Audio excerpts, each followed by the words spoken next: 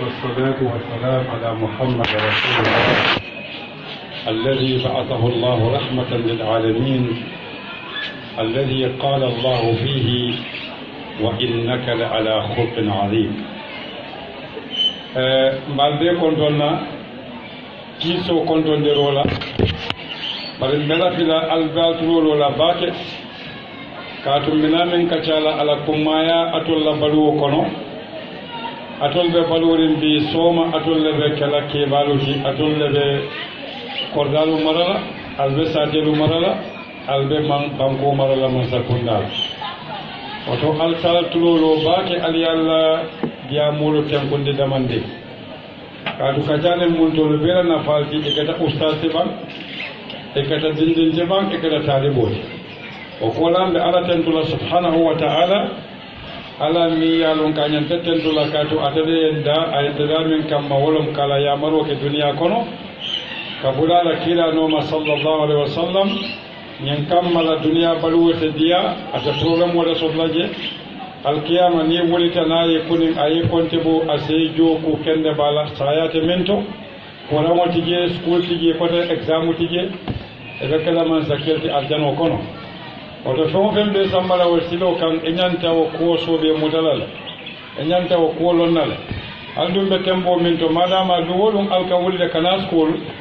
o to fon fen school o nyanta di dalla al nyanta al hakilotu laje bakele al yakara namera mandinga kan kaza wala mun kan gon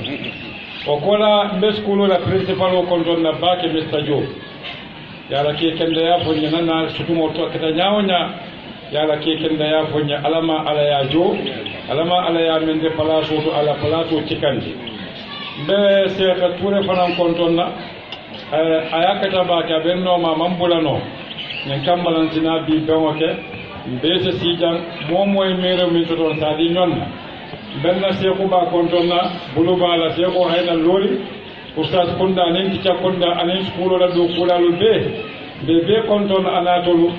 be skulo la konton diro ko te yande la katu samwa san e se jiko sto na goto kan kele nyin kamala kana miro men dembulu anen fanan al miro men balbulu se benjan se kacha se nyonso miro la do se yala mamen yalon koy malon nu do salo min yalon koy malo odona kita wonyama lafita hanin bi kala kili aliya tulo mina kumo be fola ya kacha min dinnan be diamula min to o kacha wolom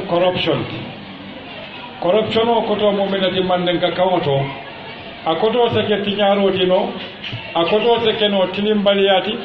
akoto se ke no faniyati akoto se ke no keloti akoto seke fanan kamolu toñi kela fengol buuji wolon soñaroti akoto seke fengo fe yalon ko atem mona fala abedunta corruption ole kono bari ni ko gambia corruption o mo jama kamera ko ni mobe office o kono wala man sakunda wato la ka corruption o kato halika sifatan fansoke ndemo mandin kole tin televisiata bes ndemo tola tin televisiata doti ndemo furol tin televisiata doti abe wanyamal hani momo ka woke ete mariya corruption wala tinna momo ka faniyafo mote duniya min faniyana ne man fay bulude bari kana kira mechoti o be mo corruption wala atol student wol nalbe exam wala student wol min ka sunyaro ke spailing alfon ka kili wanyamal o be mo corruption wala kaduna exam o pass aya pass sunyaro le ala wo suñaro ya tinnale modo ma pass atayo dango aman wodan to nyaka oto fana mo corruption wala muso min ka tabiro ke kutubun kolo na ka to mobile diamo la foko tambita bulu ka to kakele o fana mo corruption wala dindi wo mi ya lon ko fana yaki biti ko do kambanni o e kay ko ta fenkarisa ay kodolin nasindi ay fen bondi je corruption wala oto corruption o hadabadi moy kokuke mi ya lonko amambeteya abeta fango torala abita modo torala abe modo la hako tinyala abe dunta corruption ole ko walatinna atemu bunda fanorim balati barin bakatala la bunda ba minna wolom corruption o mi ya lonko akake santo corruption o mi ya lonko banko be kambenta e ko neta do kuwal mbe jola nin kodi balala yo do kota eta kali qur'ano la television e na loyka mol nyaabe ka duniya be ke jube i kalite ko kalite ala la mi yenda ye bulola qur'ano ka i konte yen sasidin do ko minna mbake la nyamal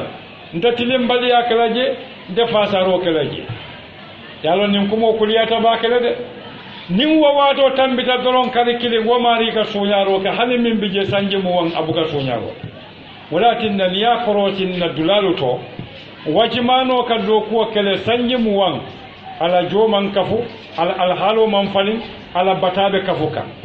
bari moye palasi badi ala doron kari kilin doron nabe nyantam bungo kono isiaja ay bunjawolo oto corruption wona taji kato ala joma tinna ayo bunjawolo fen jama ka wala ke konoto e mabula minna do kalita le kate wokel corruption o mu kujaw balati wala tinna na faso mo fali corruption o tiyata mo kunda wo mo kundato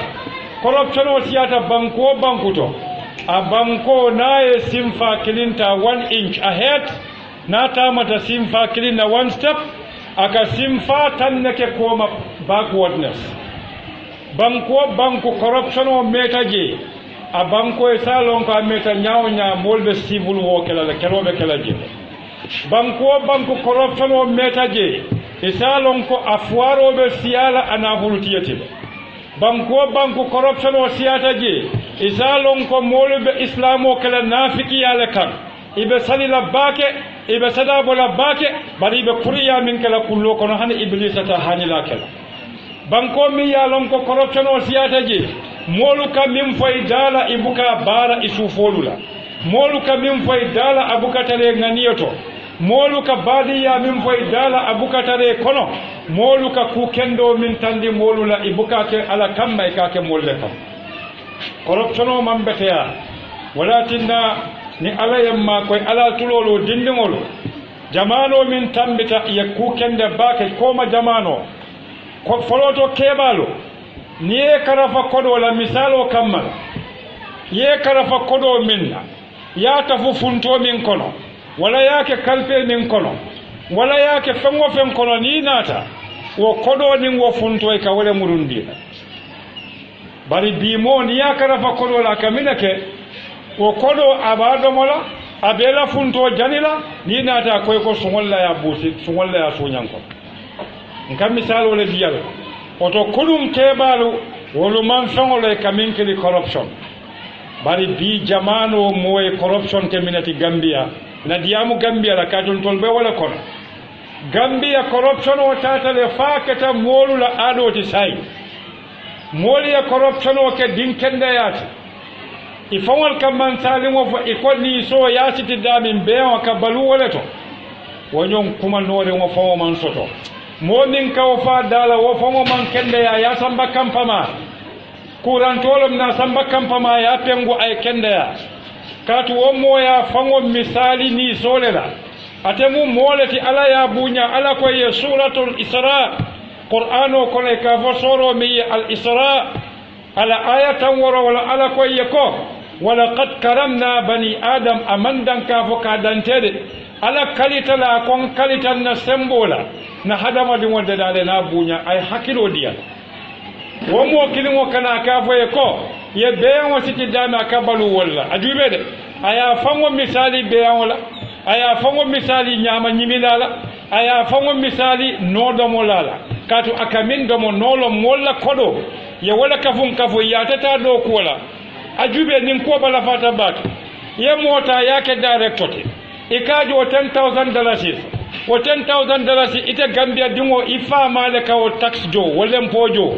ikaw $10,000 di wo marila ite buka hani $100 sotono ye pajero moto diala ye petrol o fana na kupongo diala o be kon akalela banko la kolo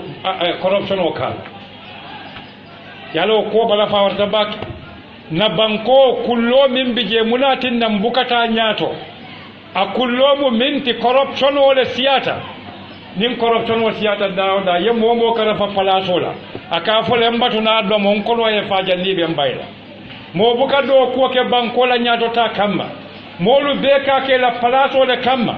walatinna Gambia corruption o sababol min ka sabumbe o fulale o kola na bondi dunia na samba ala Qur'an o kono corruption o e mineke kunun anin bi anabe min kala soma nyin kammala alsal hakilotu alkana dun corruption o kono alla balu o kono alkana suñaro ke exam ola nin tijal fanan kali alna study al study ke e kana bori school e kata e ka foy sasata abemu corruption ole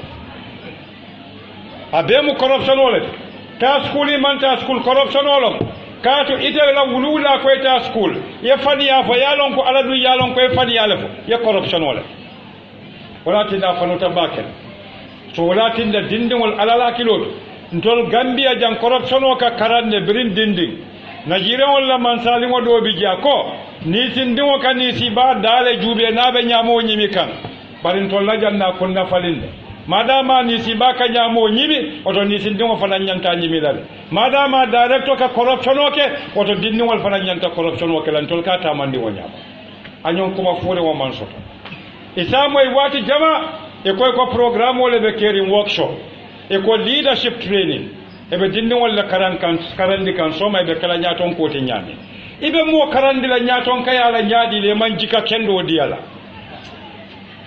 o bala fa warata le kam moy Gambia mo kumma balu ika foko alnata workshop la alnata 3 days workshop wala nata dindi wal karandi leadership quality la wala mankuto min nyanna tarla nyaton kogol ite keba min ka woke mankutu tete bala min ba tandila dindi wala ko ite nyanta karandila nyaton kayala nde malon tol kata dami ninte ben nano e ka bondi television wolto wo mol fawol man kende ya sako min kata workshop wolto min te bulita dilano min te foloto kebal ka molu karandi jikola e jikole la e buka mol karandi nim bulak bodo nin diamu kensa wonda wala tinde nin ko bala fa warta bakele so dindingol atollon problem woti sain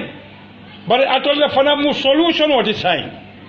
bare albekala solution woti nyalile wala moli tara minibal nyato ya tandi alla do ko kono jiko kono diamu nya kono kuke nyoya kono ko corruption o ka banko samba nyatole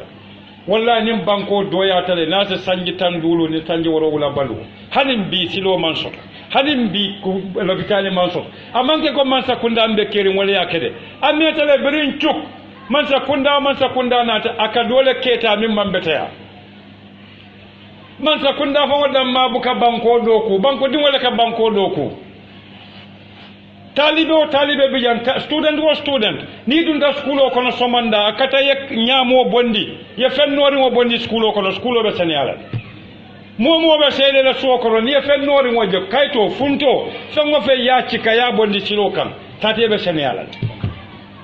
so ninno mu ikan molu karandi nyato tala tenne ibukata hotel o to do iko workshop wole bembulu ikan mol karandi leadership quality juma tubabu leadership bang kato tubabu wole leadership londe de kato wol ni hale dala sikilin sunya newspaper sabondi ni abonda seritai barin tol la nyaton ko buka kontali foni ena de television de ko ye sungo wala ye samba koti ko ye sungo o wato le ka kontan ka tambi fongo beti ni kay resign attention resign la ni kay binom ako dalili te molbul mol yaaje be sunyal ko problem wole be corruption o man betea amanke kodi sunya dammati jikanta ya famu corruption ole wala tinna bankuto amolu beka palaso le nyini buka londo nyini corruption o tiata bankuto mol ka kayto le nyini pour yeke directoti bari maka e buka londo nyini pour jiko e betia wala benna bankoka nimmam fan criticize kana wandi mol criticize hada madi mo it wala mu foltoti ifan wala mistake oti kana fo wali kanilo mistake oti momo kata wandi mistake o nyini ite mari mu professor ti mistake o kono kate banni fongo bal oto nan fongo criticize na ngaybolo membe mbala ni ngalon doron ilaje mbeda halal so wala tinna corruption o falu batala atol membe karam bungoto atol talibol atol studentolo tijal lomban ustaso lomban tolu be min kadiyabo na kata corruption o ka bankaram bungolati dindingol nyanta karandi la karam bungol to ko corruption o e bang akaba nyaadile talibolu kana je mka manyake miya lonko corruption olo na fon kale corruption o mo minati femmo fembe hakilo tinyala abe jiko tinyala abe balajato tinyala abe wandi hako nasila ibe fama fola min manke toñati ibe fan tandile ko min be bulu otumate bulu o be dunta corruption wala ko bari mbina be fola le moni asab ni be mu jamba solti ka kumo dayele jannim be dunda minum corruption katu angale kawlo bari to la kawta ko to mo minati walam fasada arabu kawto walam fengo min tiñata fa tolita fa tiñata atede dano la kota dum corruption o kamunte le ko dolo anin tay anin siga anin kuruwo bari kana kuruwo nin ataya ke kafuy katu wolninul mankili katu tay wo haramutale dolo wo haramutale bari ka dalila nyami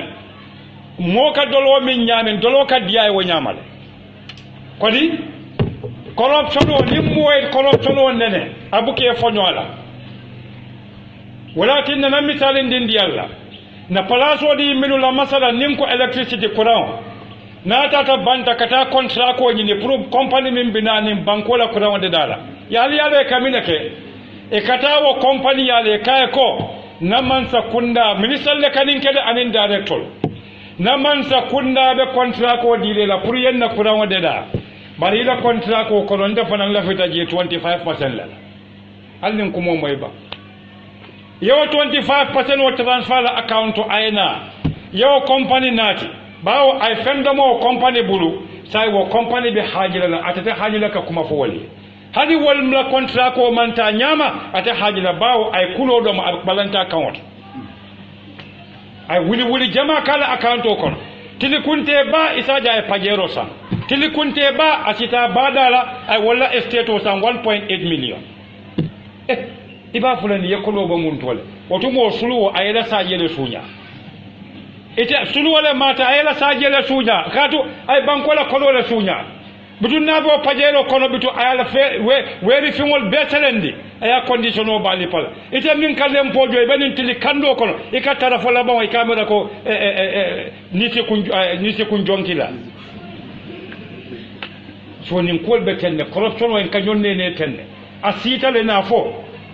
ika kenya min pour dinni wal yalon nale momo ja corrupt alta fo teacher alta fo director alta fo principal we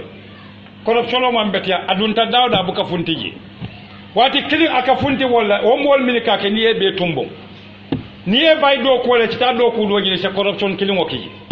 wala tinna faye tumbo bar janibe fotala woto dindingol mimbe kulu kan wal kuluban dindingol mimbe wuli kan anen sonku dinde wal na wal deda bang corruption o sabo kana nyaadida hadama di wala society katinale moka corrupt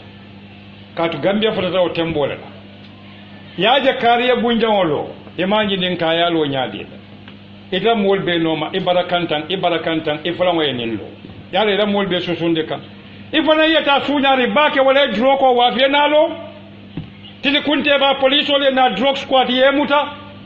mol sa foko ila kela police to tariyate yara fa be dinnel wo mol minka ko mo fo brite memuta itolle kanay ka fon so dafa so gambien wol ni mo problem wol ti e culture e nasty dirty culture ntol tatale fon nem fula ale kuto lon ne banin kana ali alon nem fula le bela ntol tatale fon nem fula wala kata mo beji koti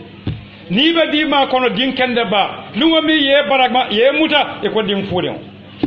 bari brabe kuriya kala jumale kay kanake mo ma faay don qur'ano ko wal takun minkum umma yad'una ila alkhair wa ya'muruna bil ma'ruf wa yanhauna 'anil munkar ako wati molle nyanta tarlaje min ka mol kili kayro kam kayrobe damin korota damin tenkungole bije tenkungobe damin nyato tale bije nyato tabe damin kontanole bije qur'an wala nimfo ako kamol fatande kuja wala barin tol bukat ntol ta telefoni nga moje kuja o fonla nka tambin ka fa assalamu alaikum continue ya ba wa ya'muruna bil ma'ruf kamol ya mariya ku kendoke banibe mol ya marlaka ku kendoke e kane fon ke malaiko tide kati fana ye kukuru wala ke wo mari yamar kulu woni bunya ni sone yakon oto corruption o mu ko jaw balati de ngabe banko abuka wulide corruption o mu jikole corruption o mu mira nyale nte barakatale barna barako ka sunyaro na barako ka tapaleke na barako ka su ka faniyaf corruption o be kanani nela walakin Allah subhanahu wa ta'ala qur'ano be muslimul bulu bari muslimul ka muntale ko Gambia be bulu nyame Gambia muslimolu aka muntala ko Gambia be bulu nyame ali yalon ko Gambia fanwole nemata America tibam dol be kan da bagasul parking kata visa nyini kata America al malon ko Gambia tele nemata America tibam follow alla Gambia man wala oto ka Gambia do ko man ko leya fulan jaw Gambia o man sangara aman kelelo kati wo mo ke mara ota soniyata sabanjaw da fente duniya mi hakilo diyata Gambia wati oto ka scientist o bondi Gambia o kono tebanna nani jaw Gambia wol bebu badi wol tim koy fututa nyoyele oto sonko nen kelo manye na kele nen banko kam wo be kola Gambia la banko amanno banko bebe jambandiri ne bulote banna yirolte banna o kola Gambia jiya ya murumurun karo belela oto Gambia alay Gambia le so America ti bar Gambia woni fango balide kaatu idin kungolu na manke musolu kanin kuntinya furin wala kan kambanolu wol kamile jindi kurto men kaji duma na manke woti molma hameso to kote parce que dindingol fana me taw man dindingol deda bribe doyare nyanta dindingol deda lale ke mire fangoli isalon ko alame bali ayeso fango belale tilote banna Gambia sola jube ba mol buka sola ka kuran malabang Gambia tiloni yake sola ti dahata baji o fankaso di Atlantic Ocean yete bannaji river Gambia mu jisele ti keno se kala bari Gambia on fon tano mo minti taro ye bala nabe do kola Gambia on lafite kasi air condition le koto ayala tapala pa mburo kala so kono ay bota ke woto adala malo munte ka je kandindi menna ketulo bala ofito kono bidita ta wato wati ay fenko landi jang funto landi jani wo tapala pa ne wo tibe nyonda wo be kola tina suñaro ke molla kolo la kate mo direct mol ko te tarala do ko ate bennano ma fo mo kanati air condition ko to de ma fo mo kanata pala padom bari air condition nin ta pala padom wato le bela anin ti wato le bela ibe air condition ko ne be suñaro fana ne wo suñaro diata le ko na mira min nyanta suñala wolom jumati min be kando kon bari te air condition ko ne kanna ko do suña abe mu kickback fleti ila nin commissionol mi kaji nin company bulu hali tata do ku nyino le safo e ko nje do ku wadi la bari la salary follow tala ni tema ba busundan do mo siyat bari mo min ka busundan do moy fane saji yo fatuma dol bije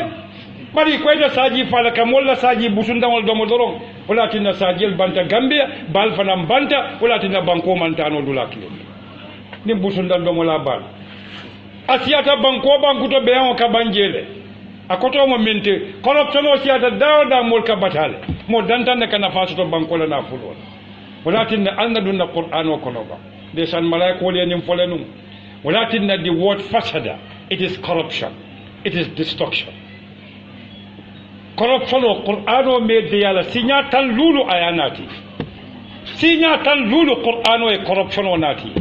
imma ka hakilo tinya wa imma ka jato tinya wa imma ka niyo tinya wa imma ka hadamadin walla kunda tinya. Allahu akbar. Qur'an wa me biala no alonne ko hadamadin wo dronna mala me choti sako hadamadin wo mi ala mankita ala ko kono mol tata le folla bon corruption wala sababu do mo menti nim mota ta faya mbira ko nabala office ko ala bukaji nabala banki ala bukaji na bala palaso to ala bukaje dim mo fota o temboto aka corruption o kele bari foyte mbalon ko ala mi yete deda halite bulu kondin abi alala marole ko to nadiya ta alay ase bulu kondin ya marno ate kalamu talani te saynoke ibulu kondin wa safa kana saynoke ate saynoke kata abe yelole mutala yelote futa le bulu kondin wata sefa ibe paralyze la fomol bukawo mi rabam walakin da malaikol jube bay silamu minfu alamoy suratul baqara ayatan 7 alamoy akamin foye wa iz qala rabbuka lil malaika inni ja'ilun fil ardi khalifa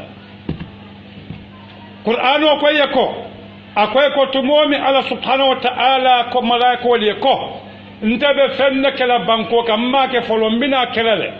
bari ninga ke wo fengo be kala khalifa wolti wolo munti abe kala da fen wolati min benta ala la yamaro kala je ala moy malaika wali memfo malaika ko ala ko ataj'alu fiha man yufsidu fiha wa yufsiku ad-dima wa nahnu nusabbihu bihamdik wa nuqaddisu lak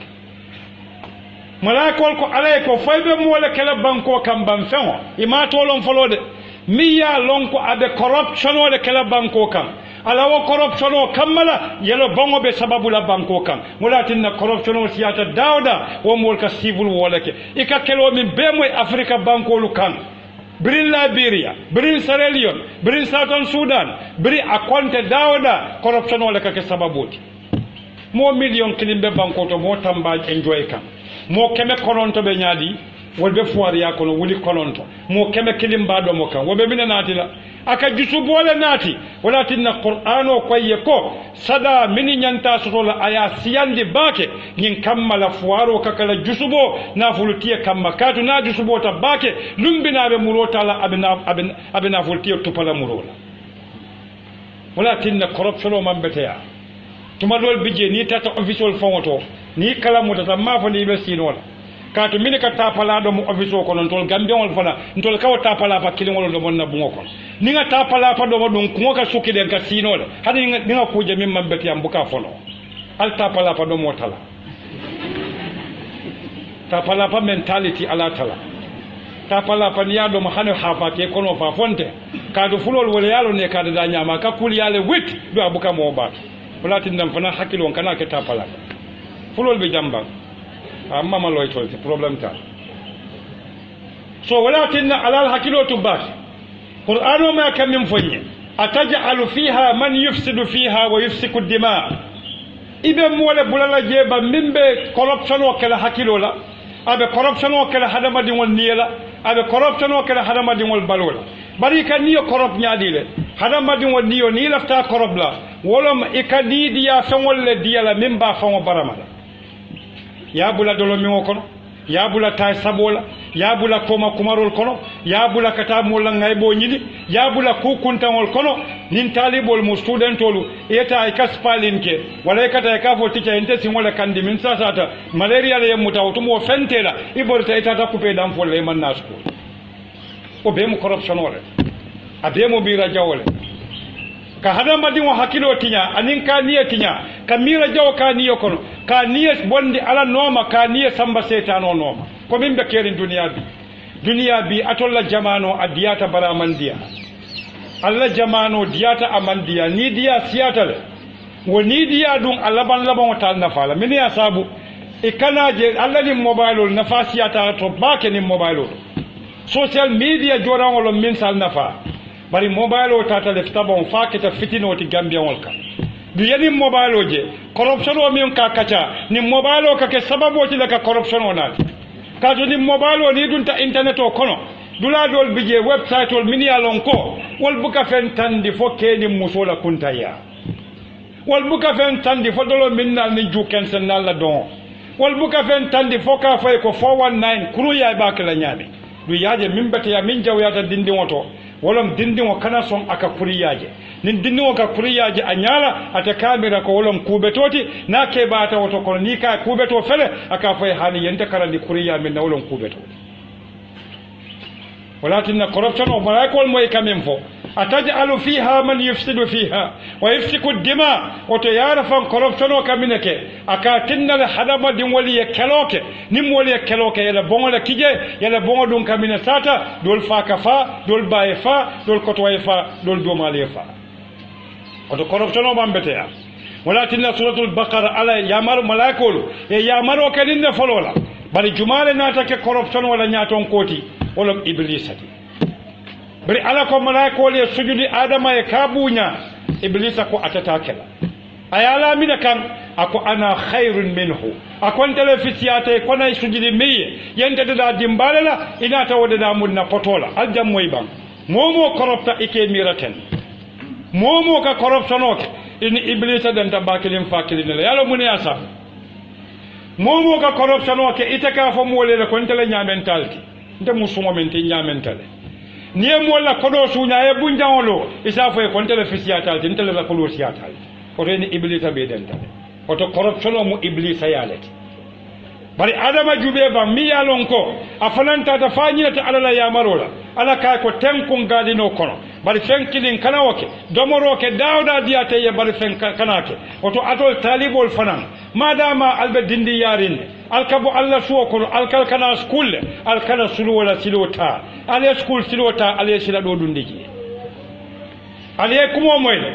na alkal bata suwo kono kana school alkana silo jenkende kata kudoke adama wala kata la arjano kono ala kay ko fongo fen diate ya domo bari kada ku kilinki oto ita talibo ni bata suwo kono e koy kana school kana kudoke na school doro ni na da school ni e bandi sila suwo kono oto corruption o fela minke adama ji ama atengina telefon corruption o ten bar iblis alom corruption wala corruption o aya fon wara kato aya jele ko ya tada dimbale la ya adama da potole la mol mini kanna kodo sunya e kata mo corrupt ringolti e ka wala fontol fananya e ka fonyela ko na bunja wala nyinyate la bundi woti na motole nyinyate tati o ton telefonam fisiyate tete oto iblis abadi wala moy nimbata oto ta suratul baqara aya keme fula aya nani aya keme fula kata fo aya woro ala tuloloba ni corruption o be banko ka kamine ala koy ko wa minan nasi abe molu kono man yu'jibuka qawluhu minnakum o ke kontani ake kawa ku yandi fil hayati dunya balu wala kolto na mari diamu te safoko ni mo masters leti PhD abata mun tole University of London, University of Oxford, University of Gambia, University of Sierra Leone, PhD te banna, masters te banna, BA te banna, bari hadi sulu wo fonga la masters le betiata man jutu masters la de bari wo mo fonga wala mo problem woluti katu londo nyanta jikole dilete la bari ni te man jiko soto londo kola o te lo kayto na fale wala be nim banko ka ye corruption o moy dawda siata moliye min karan ima londo soto ya karam pruka palato soto londo nin karan man kilin karan wolom ika kol karan priye long bari londo wolom ye min karan di aye yeleman wala tin na karan na siata dawda problem o donne ka kije bari londi tiya siata dawda tem ko ka kije ka se wolonde nali alla grade 12 wota albe karan nale degree ta karawolo nale PhD ta karawolo wo karawo mi yalo ni barata karawo e min foye ka to tical ka wala foye classroom o kon e ko discipline kuluwo e ko regularity kol ka nyam e ko study e ko betaya ni te tata yewol beyele mandi yake balu rawati o wato e lollo so walakin nan to laja miyem batande ninno mol ka karawo ke pro palaso kamala ni palaso so to suñaro nata ye momoje camera ko ateman wulu ate bota sawol ta ajolonta nata Gambia mo bebe warare nga fawala walakin na nimmo koropta ni ka warale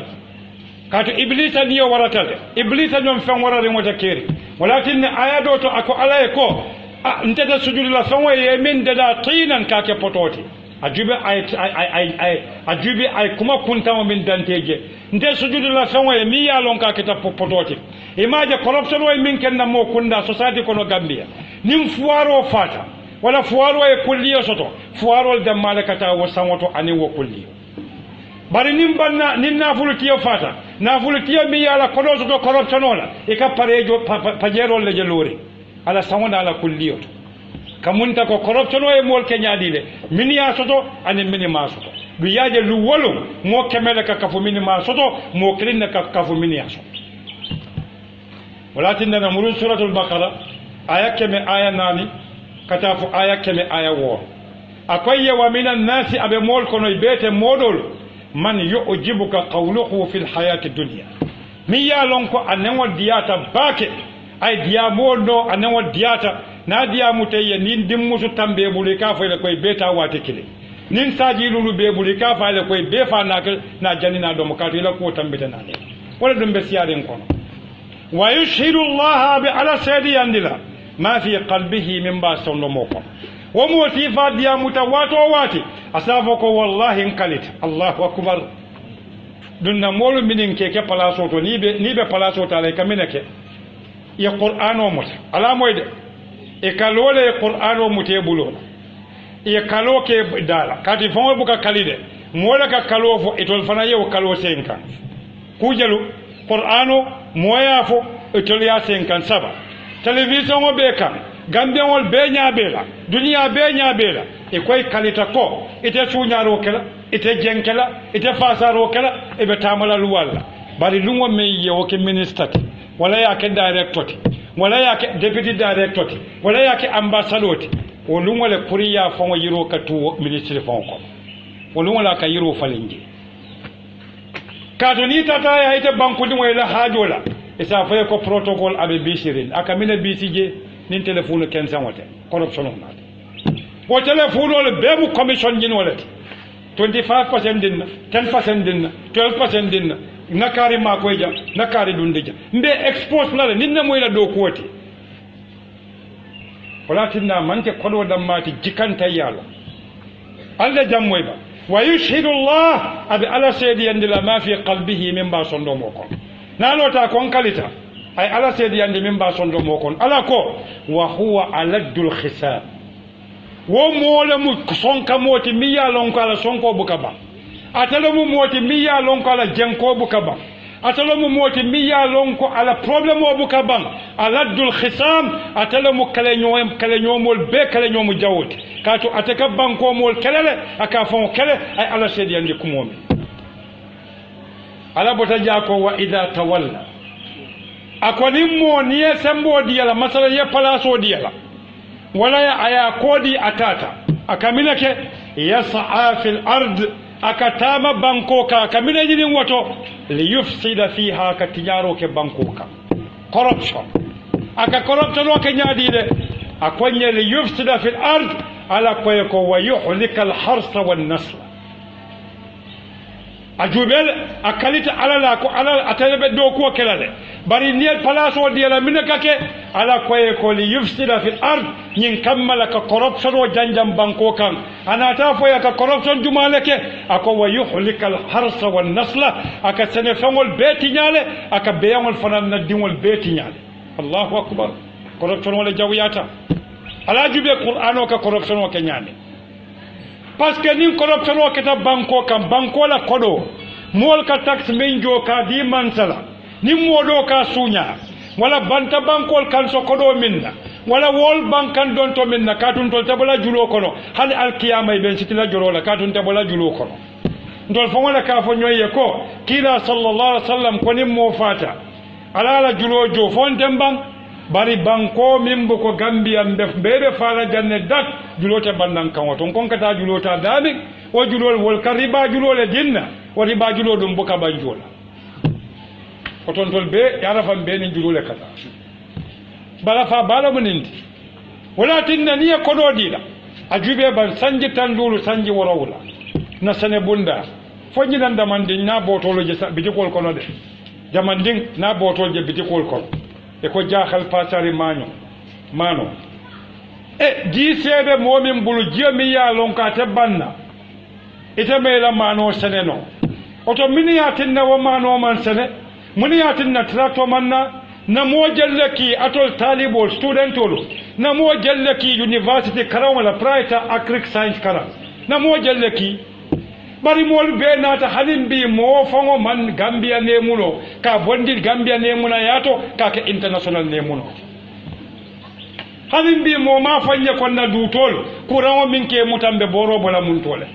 halin bi mo ma fanye ko wulol mi yalon gon ke jalim ba sobla nyaadile halin bi na agric scientist ma fanye ko nyantan na yirol kala nyaadile pour ka foko ni sama sita yirol kadin hani na yirol kuluba nyin kamale kadin sam karwa kari kono kadin halin bi mo ma fanye no niamo e ko expert wona ta dolo abata bantale tubabo lo ne karan ne ki tubabo ya iman karawono ina te ko PhD halin bi tubabu diwo kana akade karan di la banko kan ko dite be kende yarin corruption wala ka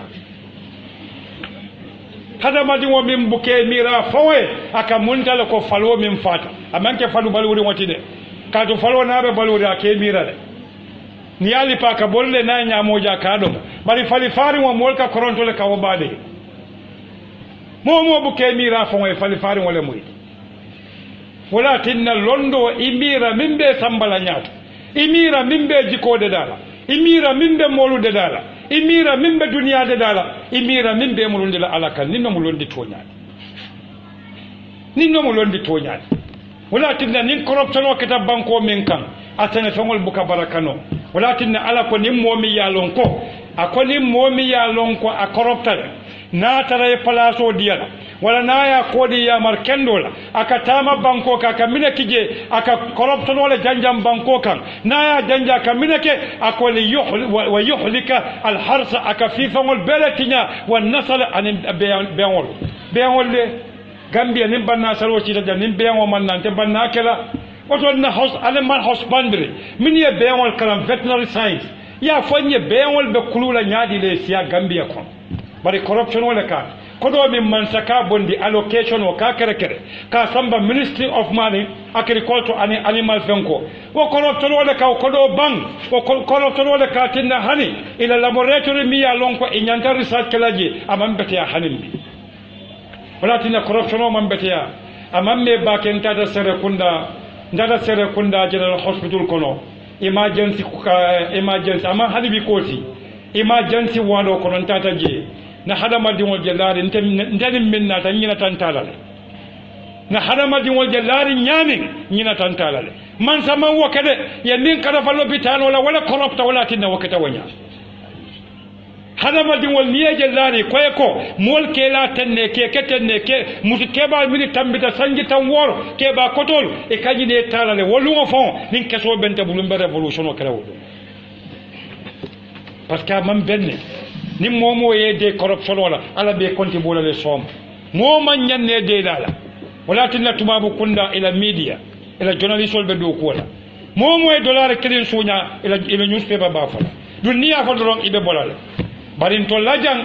ibuka jalolu buka kora kosi mo kuoka ibuka don kilo kuntu mo e fo mo men korot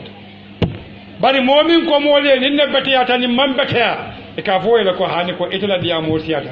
tera misiro kono wala etela membaro kan wala etela classroom mo kono wala dali la korla kono etela diya mo siyata so wala tinna sa hakilo to bake corruption o man beteya corruption o e dula bele tinya be alhalo min hanal be school o min kono ndunta janane school o jabe nyiñare nyami bala mamfo alla principal wala ke kenda yakan anala management o teacher membeja nata jan sinya jama bar school o nyata bakale oto yara fa nyaton ka kunda e koddo ko niya do ko ga moji santolla kun kenwo na to lita balo ka tinyale nyaton ko be de dala don tuma be de dala yiro duma wolon surote fondemba aka bambam banko le koto kodi bari yiro ni rafta kilila yiro la fo je santo dube jamba keroje ji o manke to nyaate ba wala tinna nin santo benta don duma ka bende bari ni ko santo ba sunya ka ne duma ka minefo nde manke akote wala be gambia ay dula bele be itata dawda ni fa bela ci di binna ka ji fo ko la ko eta ka dun te to fole to be silo ka luwol te to fole karanta mota silo ka problème wala bije imbe ke taw akata adolati mobe sontala walakin ala konye ko li yuhliku al-harsa wa al-harsa wan-nasla akaminaki akadomoro mola domoro tinyale nin corruption be banko to konko ka siale nin konko siata sunyaro ni nyom fa ka siale ni nyom fa siata na meta mol ka keloleke kelo dun kaminaki akatusano tumbunne akamo kunda tumbunne kodi walakinna hakilo to jambaki ala moya kamin fo mari la koto ako wa idha qila lahu niko mari yako ittaqillaha sila alma akhazathu al-izza ako mari fanwaro la kamuta bil ismi fantam fajunu baro walakinna nimmo koropta bake nimmo koropta ko aka mundale ko droko ni ka mari yako mori keba ne londe ko e ka 5000 de buta kari wokali bari biliyete bulanin 10000 bungolo kan asafa no boje wa ita hasidiyatal da ke ya marla de aye kullolon de nka ataya minne kulu ye grade 12 soto de grade 12 soto e don ta GRA ka do GRA momo don tawto e ka do mal sulwol fomala sulwo bebe wolto yemmoy wala betiya momo don tawto e ka do mal problème wala be keri banko ko do be kata kafun dami ni dun taje bi soma do we moto san e ka ka nyame alale yalla so ni mu problem balati fon belom ustaz kundalom tica kundala be kurango bi jele fon sa jara bari momo e fon jara nyin kamala banko be la kurango sa jara wa idha qila lahu niko mariya ko min korapta ibena jabir kilika wala di mo ittaqillah ifantanka ala la yamar soswa kana corruption kana mol hakodam minaka kala akhazathu al-izza fanwara kensa wala kamarimu Allahu akbar bar alamu ya kaminko ako fa hasbuhu jahannam nin kumo dimitade fa hasbuhu jahannam ako mari jahannam wala ya wasa kata kamindo mo dimbalum innal ladhina ya'kuluna amwal al-yatim ay yatama inma ya'kuluna fi butunihim nara banko bela kodo e kamindo mo wala tinne mo je kono bu konde fon kono abe wala li nyaata e bukalon kono fo dimole bi jeba fo do morole problème wala ninti problème wala be caring amam betea face fole molia tinya journalist wol se wuli baye investigation oke ni mom wala corruption o mo ya sa fe kayto bala bari journalist wol fana ni da fandi kuru wala buka sa fe de corruption o keta kolchote except demanding illa man rahima fa ala hinatan min ولكن ألك فحسبه جهنم أكو ماري جهنم ولا مالا دندلاتي ألا من دم وتو corruption ولا ديمو ألا جوبيبا أكو ولا بئس المحاد أكو انقلت وماري ولا لارا وجويات باكل أبكي لا دان ولكن سيجا قرآن و corruption وفي سيجا تنور أبوكا ففن بارو تفحنا مدين ودم ألا كويكو إن الله لا يحب الفساد أكو على من لا في كوجا ولا corruption ولا أكو إن الله لا يحب المفسدين على من لا في مولا من يالون كويكا بريات ولكن نيتات القرآن وكلام دانتيرو دولة بيجي سورة الكهف إكافو مول من يكو ياجوج وماجوج هذا ما ديون جيكولا على موي على نمفوي لا كوتو برين ذو القرنين تاتا وساتي مول من فاي إكالك وإن ياجوج وماجوج مفسدون في الأرض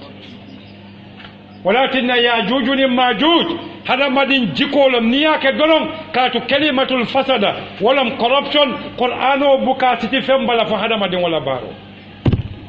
ولكن نيتا صالح لموليا يكافو كيلاريا مو كيكندبا مي صالح على مولا ساتيتو من ينون كومو فا من ينون كومو برما فافاتا على مو القرآن ومنفو أكو وكان في المدينة 9 رهط يفسدون في الأرض ولا يصلحون فيها hani beyangol ke kilimbaliya corruption wala gambia dun sa hakilo nin kona londo soto nin kona jika kendo soto nin kona dino e tam nin ko alay na batol muta alna balafa beyangol gambiyangol mam balafa beyangol ngay bata gambia siloka ye falo do kundi yali pa faya barama yatu siloka ya wulota ya taki motola ya sinwo kati ya bula siloka ya nyankumo fa wala ya dimolta ya fa siloka ya bula siloka fengo da fengo ti gambe wal mam balafa sotola man to min mam balafa be waliye abuka balafa yiroye momin mam balafa yiroye aka dimbale malala momin mam balafa yiroye abuka balafa fonwe momin mam balafa fonwe aka ke iblisa mam balafa fonwe sako wandimo alal hakilot walakin corruption wato kammala lansaro sita nselo jang nsafo sallallahu ala sayidina muhammad wa ala alihi wa sahabati ajma'in alama alayhim betanga corruption wala alama alaya miro bon hakiloto alama alayatul kebayandi corruption o bang alkana som moya dundiji nimmo koy ko ak kanaki drok wafo mu corruption wala tay wafo mu corruption wala faniya sambo mu corruption wala koma kumaro mu corruption wala ka kuma di molla corruption wala ku fa moliya min mu toñati qur'an wa yebula wala ku kendo fo akoy ko wa kuntum khayra ummatin suratu ali imran aya kam aya tan to akonya kuntum khayra ummatin atol katanum atol manto bebata mati bar munati nayo fo akota amuruna bil ma'ruf alkanyo yamar ku kendo la wa tanhauna anil munkar alkanyo fatandi ku jawla wa tu'minuna billah alkatan dima liman yani alala ni limanata alala oto alay tanko dilale ni alay tanko dila ala koy kana ninke kanake katuniya ke doron ibe ala toñila momo ala toñi aka mundala ko dirimo membe dinko kono e ji kando kaka nafundita ka kenyadil atiyo be ka buruburu ala ma alayen tan jazalla shaykh alhamdulillah